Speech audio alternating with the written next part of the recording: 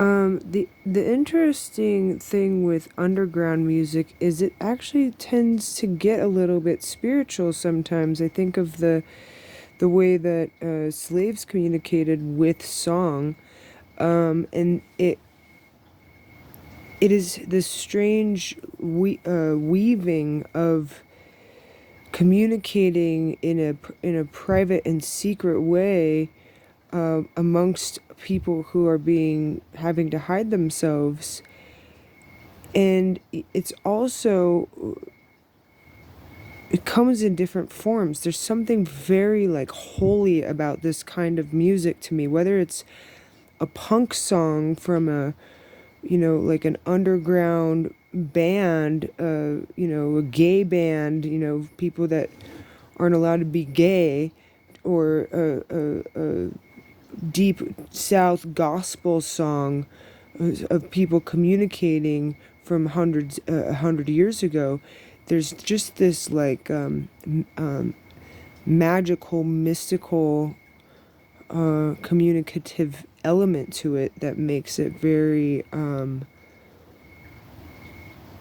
timeless and profound and necessary. It emerges as a result of oppression.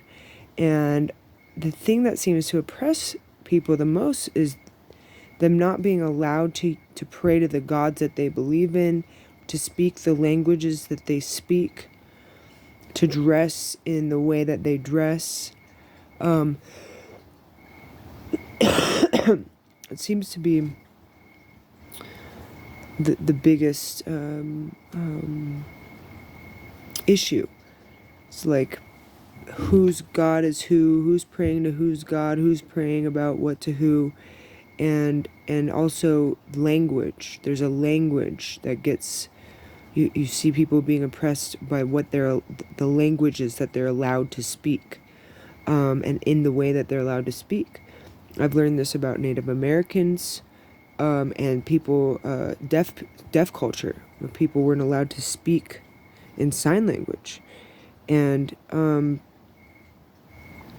people were tortured to be forced to speak as if they were hearing people, and they weren't.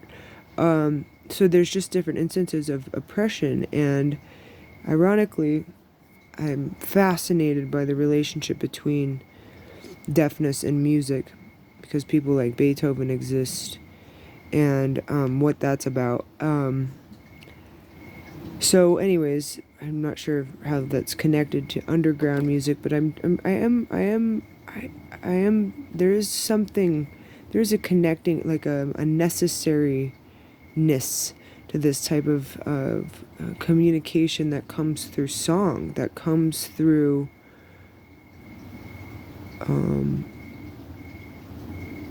words, that comes through a way of communicating.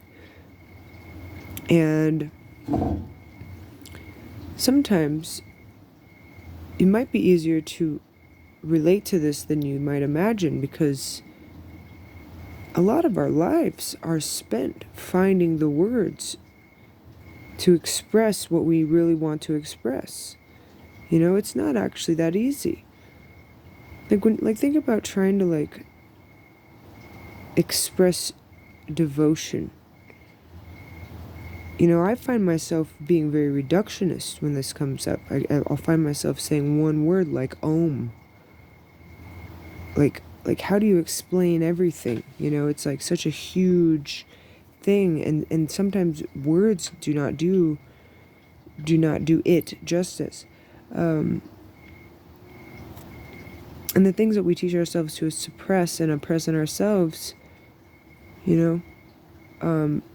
are just as significant to look at as the things that get suppressed at a communal level, in a societal level.